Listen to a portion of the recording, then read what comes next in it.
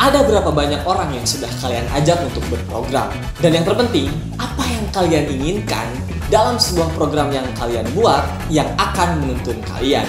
Say hello everyone Sobat Ngambis. Seberapa penting organisasi untuk kehidupan kalian? Bagaimana kita bisa menjadi sosok intelektual hanya dengan program yang kita buat di organisasi atau komunitas kalian sendiri? And here we go, welcome to Ngambis Session.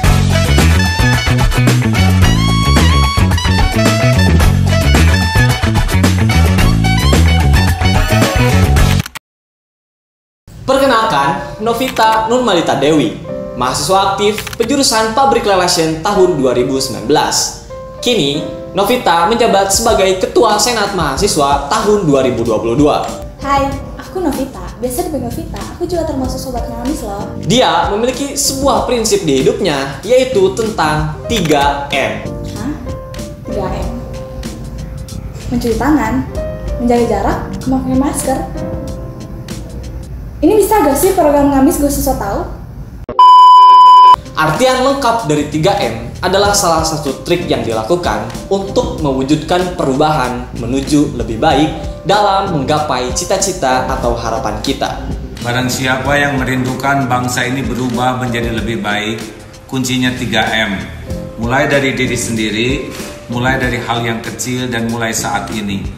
Prinsip 3M yang dimiliki oleh Vita itu berasal dari ulama besar Kiai Haji Abdullah Gimnastiar atau A'agim. Beliau mengatakan tentang kunci kesuksesan pada diri kita itu berasal dari 3M.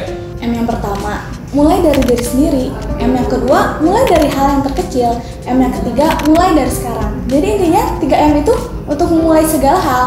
Karena ya pastinya kita dalam mencapai harapan atau cita-cita kita pasti habis-habisan. Nah, kalau aku mulainya itu dari 3M yang tadi, jadi kayak lebih mudah buat reminder lah buat diri sendiri. Bahkan A'agim mengatakan bahwa itu bukan hanya untuk kesuksesan pada diri kita sendiri, tetapi prinsip 3M juga berlaku untuk mengubah bangsa agar lebih baik. Untuk memulai prinsip 3M yang Vita miliki, dia harus bergabung ke dalam sebuah program yang ada di himpunan mahasiswa. Biar saya jelaskan sedikit tentang prinsip 3M tadi dengan sebuah program. Kita analogikan bahwa prinsip 3M adalah baterai handphone. Kemudian, HP yang menyala itu adalah target atau cita-cita kita. Agar handphone yang kalian itu bisa menyala, maka kalian harus memiliki baterai handphone yang bisa menghidupkan sebuah program yang sudah dirancang dalam handphone yang kalian miliki. Bisa kita simpulkan bahwa handphone, baterai handphone, dan tujuan kita ingin agar handphone itu menyala itu merupakan bagian dari sistem handphone. Artinya, jika salah satu komponen dalam handphone itu hilang, katakan saja baterainya hilang, maka handphone itu tidak akan pernah menyala. Boleh juga sih analoginya. Intinya gini, sistem kehidupan kan dari diri kita sendiri. Mulai tujuannya apa, perencanaannya seperti apa, terus yang paling penting bagaimana cara kita mencapai tujuan tersebut.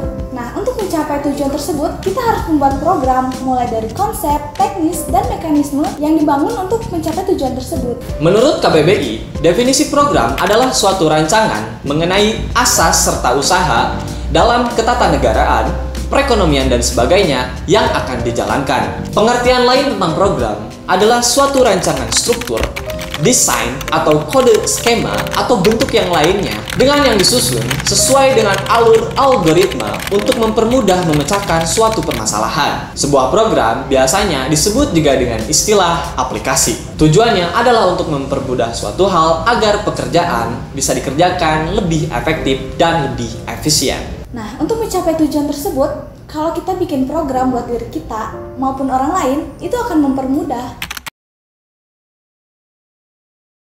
Aku punya tujuan besar, maka programnya juga harus besar. Nah, aku tuh butuh program-program untuk meyakinkan diri aku.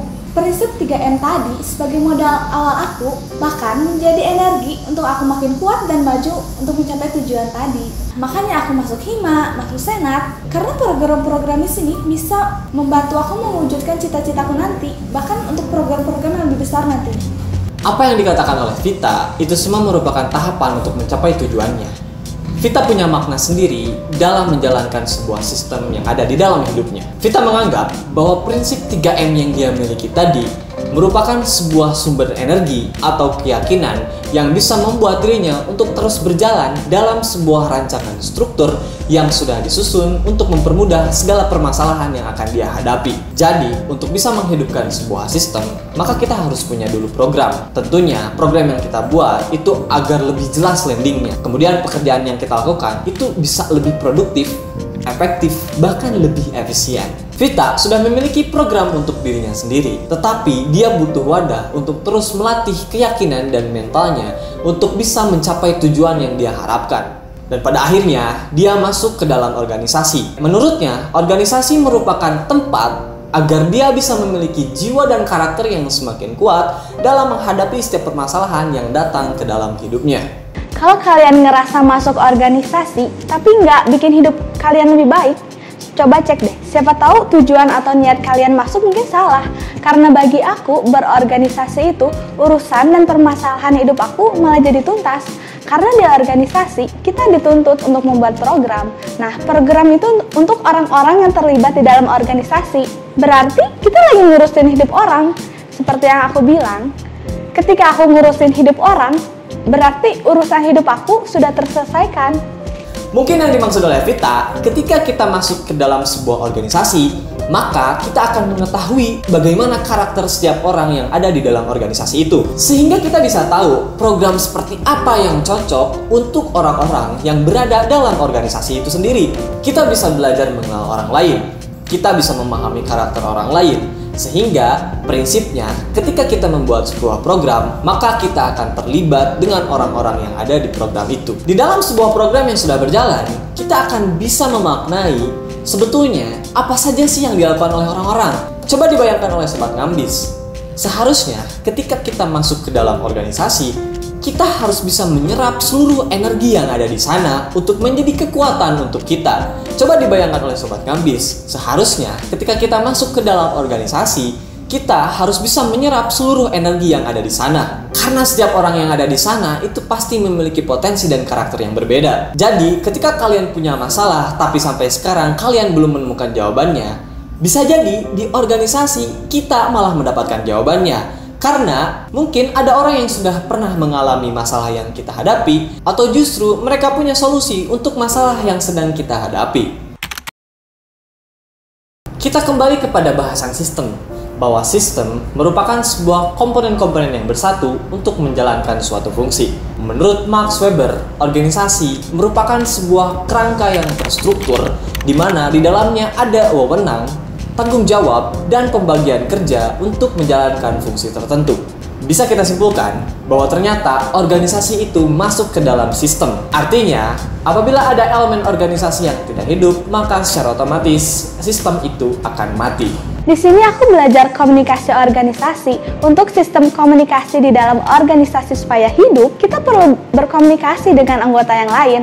Karena kunci utama program itu berjalan dengan komunikasi dengan yang lain. Mungkin itu salah satu alasan aku masuk organisasi, karena dituntut untuk berinteraksi dengan tujuan yang sama. Dan aku pun merasakan perubahannya, yang awalnya aku agak bingung untuk berkomunikasi, sekarang aku mulai terbiasa untuk berkomunikasi dengan orang-orang. Menurut Goldhaber, komunikasi organisasi merupakan sebuah proses penciptaan serta saling menukar pesan dalam satu jaringan hubungan yang bergantung satu sama lain. Apa yang mereka bangun di dalam komunikasi organisasi itu harus berkaitan untuk mengatasi lingkungan yang tidak pasti atau lingkungan yang berubah-ubah. Ketika kita membuat sebuah program, artinya di dalam lingkungan kita itu banyak masalah. Sehingga dengan keberadaan kita di organisasi, maka kita akan mengetahui permasalahan dalam lingkungan tersebut yang akan diselesaikan oleh sebuah program yang sudah dirancang.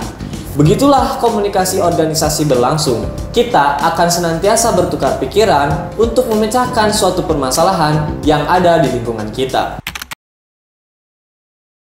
Pada tahun 1960-an, saat Reynold Carson mengemukakan tentang bahaya pestisida pada kesehatan manusia dan dampaknya terhadap lingkungan, lahirlah sebuah kajian tentang teori komunikasi lingkungan.